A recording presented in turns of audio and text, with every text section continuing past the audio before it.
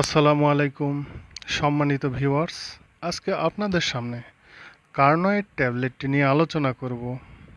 কার্নয়েড এটি মূলত রেডিয়েন্ট নিউট্রিসিউটিক্যালসের একটি প্রোডাক্ট, যার মূল উপাদান কারকিউমিনয়েডস বা কারকিউমা লঙ্গা 500 মিলিগ্রাম।